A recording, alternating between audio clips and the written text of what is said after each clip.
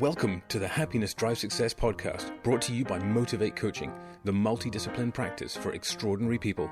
Here, we discuss finding your happiness and how you can use it to drive your success. Please welcome your host, co-founder, CEO, and master of discovering happiness, Stuart Isham-Fairbairns. Good morning, wonderful, fantastic people. How are we today? My friends, it's lovely to see you all again. As always, I am Stuart Isham-Fairbairns. I am out on a hike with the wonderful Harlow. It's another stunning day here in Africa.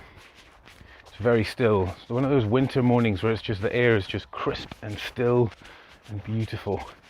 Every bird that's cheeping I can hear from far away, so you'll probably hear quite a few in this recording.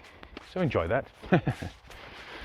And there's quite a lot of grass, dead grass around that I'm walking through in the hills, so if there's rustling and also huffing and puffing from me, do excuse me. With also Harlow jumping in pools and puddles, which he's doing right now, to a muddy pool. Loves his muddy pools, he does.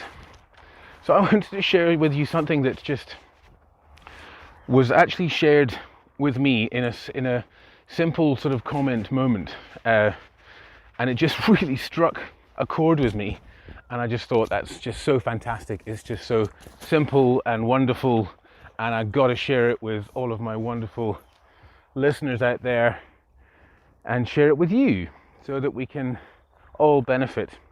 So I was having a conversation around getting started and, taking on, whenever we're taking anything on, and, life is all about, every day there's things to be done, aren't there?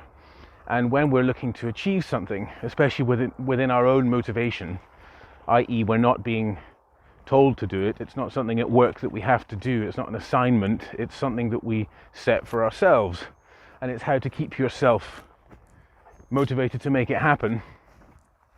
Because no matter what we do, when we're doing something new, and often when we've done something before, but most frequently when we do something new and we're bringing it in, we don't really know what to expect.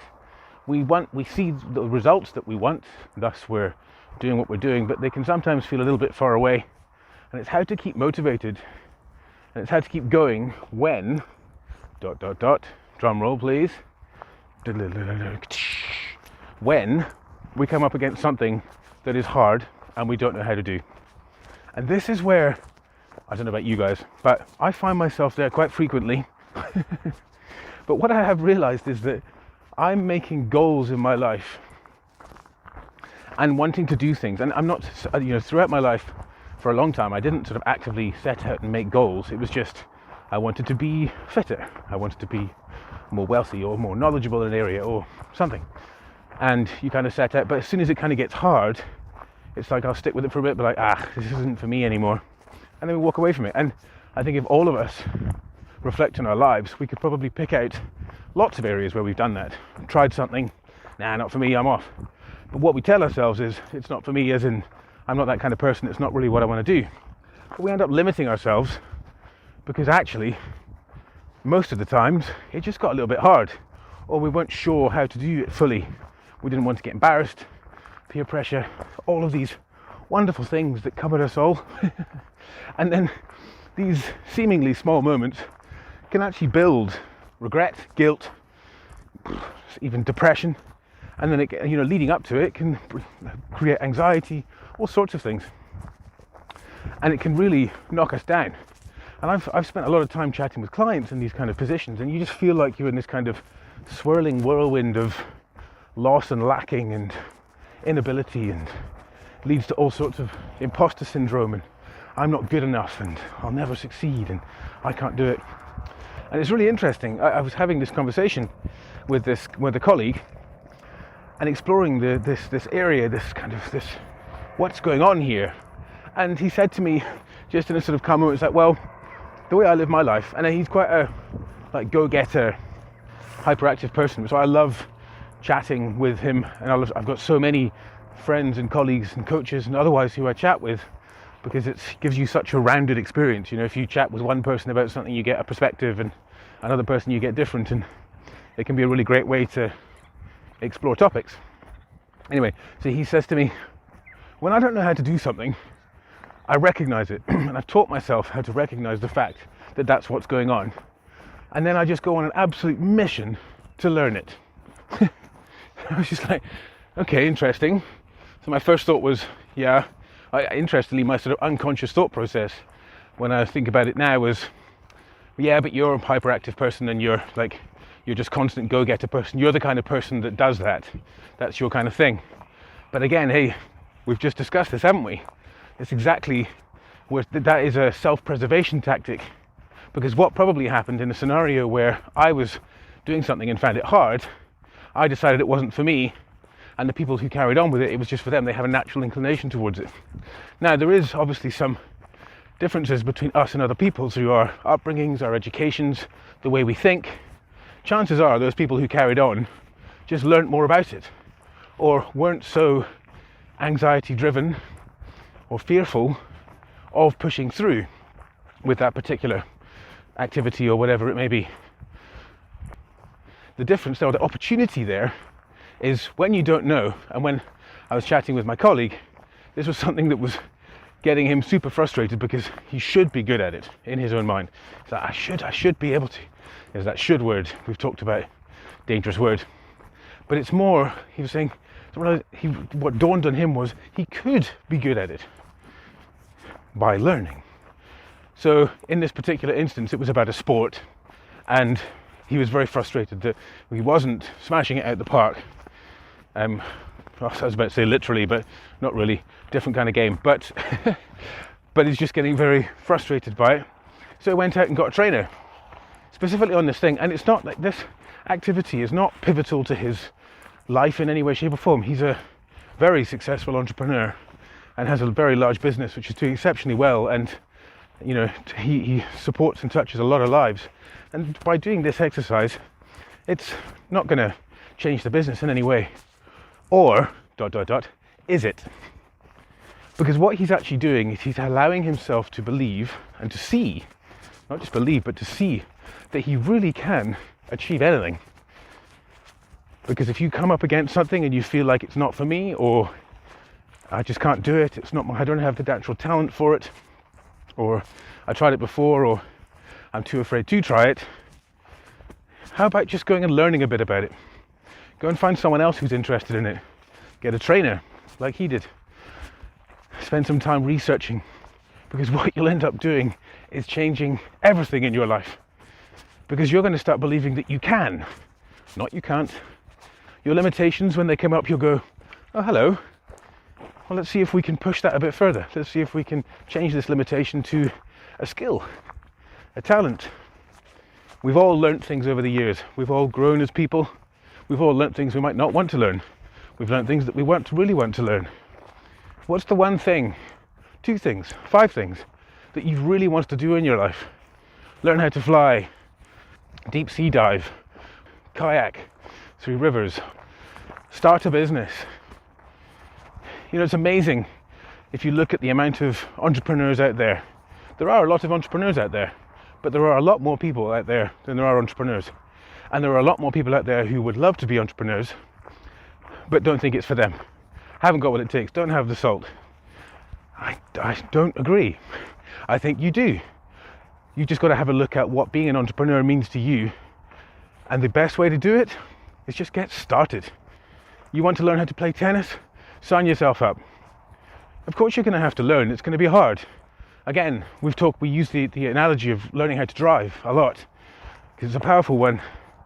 Is that you start not knowing what to do, all the toggles and buttons and things to flip and switch and indicators and mirrors, and it's all so scary. But then after a period of time, you don't even think about it, do you? You drive to work, and if you try and reflect on the journey, you're like, what? I don't remember anything, because you were doing it in an unconscious, confident way.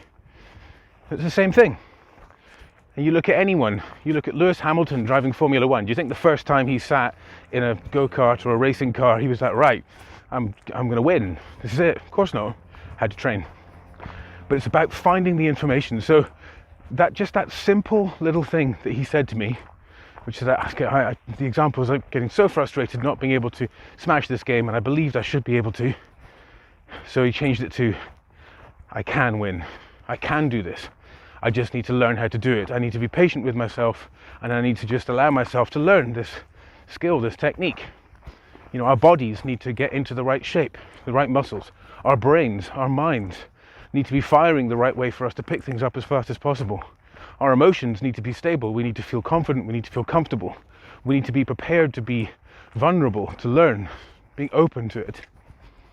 If you can achieve that, even in the smallest of things, it can make the biggest of differences. And again, this is why I'm probably the most excited coach in the world. Well, certainly within my own mind, it just blows my mind about how these simple concepts, these little things, can completely change your entire life.